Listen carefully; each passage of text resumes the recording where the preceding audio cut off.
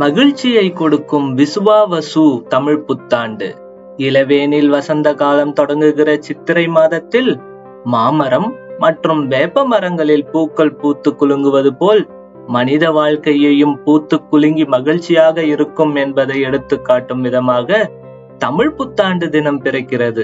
இன்று தமிழ் புத்தாண்டு தினத்தன்று காலையில் எழுந்ததும் பழங்கள் அல்லது குலதெய்வத்தின் படத்தின் முன்பாக கண் விழிப்பதால் ஆண்டு முழுவதும் நன்மையும் மகிழ்ச்சியும் கிடைக்கும் என்பது ஐதீகம். அனைவருக்கும் தமிழ் புத்தாண்டு நல்வாழ்த்துக்கள். உலகிற்கே ஒளியை கொடுக்கும் சூரியன் மேஷ ராசியில் பிரவேசிப்பதே சித்திரை மாதமாகும். சித்திரையின் முதல் நாளே தமிழ் புத்தாண்டு தினமாக தொல்காப்பியம், சிலப்பதிகாரம், மணிமேகலை, நெடில் நல்வாடை போன்ற சங்ககால நூல்கள் கூறுகின்றன. இந்நாளில்தான் பிரம்மதேவர் உலக உயிர்களை படைக்க துவங்கியதாக கூறப்படுகிறது. சூரிய பகவான் மேஷம் முதல் மீனம் வரை 12 ராசிகளிலும் தனது பயணத்தை நிறைவு செய்வதை ஒரு ஆண்டு என கணிக்கப்படுகிறது. இவ்வாறாக 60 ஆண்டு கொண்டது ஒரு சுழற்சியாகவும் மனிதர்களின் சராசரி ஆயுட்காலமாகவும் உள்ளது. இந்த 60 ஆண்டுகளுக்கும் தமிழில் ஒவ்வொரு பெயர் கூறப்படுகிறது. அந்த உண்மையை அறுபடை வீடுகளில் சுவாமி மலையில் முருகன் சன்னிதானத்திற்கு செல்லும் வழியில் உள்ள 60 படிக்கட்டுகளும் இந்த 60 தமிழ் வருடங்களின் பெயர்கள் எழுதப்பட்டிருப்பதை காணலாம். அதன்படி தற்போதைய தமிழ் 60 ஆண்டுகளில் சுழற்சி 1987 ஆண்டு தொடங்கி 2047 ஆண்டு முடிவடைகிறது. அதன்படி 2025-26க்கு இன்று பிறக்கின்ற தமிழ் ஆண்டுக்கு விஸ்வாவசு என்று பெயராகும். 60 தமிழ் ஆண்டுகளில் இந்த விஸ்வாவசு வருடம் 39வதாக வருகிறது. விஸ்வாவசு என்பதற்கு உலக நிறைவு என்று அர்த்தமாகும். சித்திரை மாத பிறப்பிற்கு முதல் நாளே வீட்டை சுத்தப்படுத்தி வாசலில் கோலமிட்டு வாயிற்படிகளுக்கு மஞ்சள் குங்குமம் விட்டு மாவிலை தோரணங்கள் கட்டி அழகுபடுத்துவார்கள்.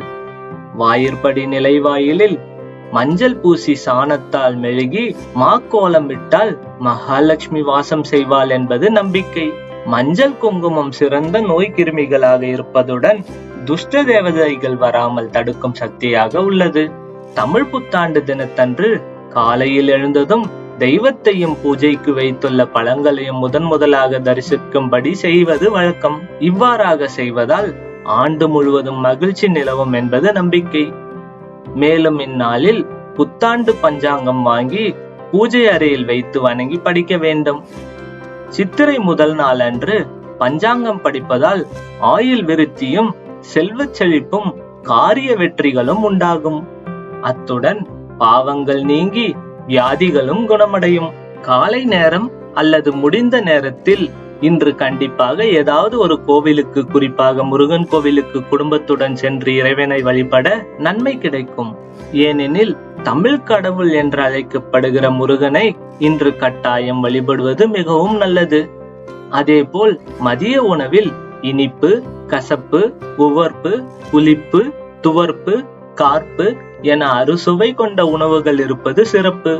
அதில் வேப்பம்பூ பச்சடி, மாங்காய் பச்சடி, பருப்பு வடை, நீர்மோர், பருப்பு பாயாசம், மசால் வடை போன்றவைகள் இடம்பெறலாம். வழிபாடு செய்து முடித்த பிறகு வீட்டில் உள்ள பெரியவர்களின் காலில் விழுந்து ஆசி பெற்று அவர்கள் கொடுக்கும் பணத்தை பணப்பையில் வைத்தால் செல்வம் பெருகும் என்பது ஐதீகம். தமிழ் புத்தாண்டு தினத்தன்று புதிதாக உப்பு, மஞ்சள், அரிசி, கற்கண்டு போன்றவைகளை வாங்கிட மகாலட்சுமியின் அருள் ஆண்டு முழுவதும் கிடைக்கும் என்பதும் நம்பிக்கை. இந்நாளில் பசுமாட்டுக்கு அகத்திக்கீரை, பழங்கள் போன்றவற்றை உணவாக வழங்குவது பெரும் புண்ணியத்தை கொடுக்கும். எவ்வளவு வழக்கங்கள், எவ்வளவு நன்மைகள்! தமிழ் ஆண்டுகள் 60 பெயர்களை அறுபடை வீடுகளில் ஒன்றான சுவாமிமலை முருகன் கோவிலில் இருப்பதை நீங்கள் தெரிந்து கொண்டீர்கள் அல்லவா?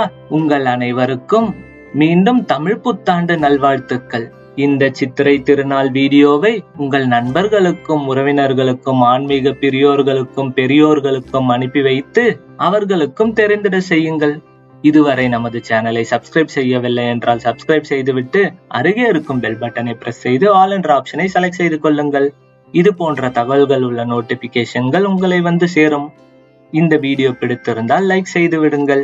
யூடியூப் அல்காரிதம் இது மற்றவர்களுக்கும் கொண்டு போய் சேர்க்கும். நன்றி, வணக்கம்.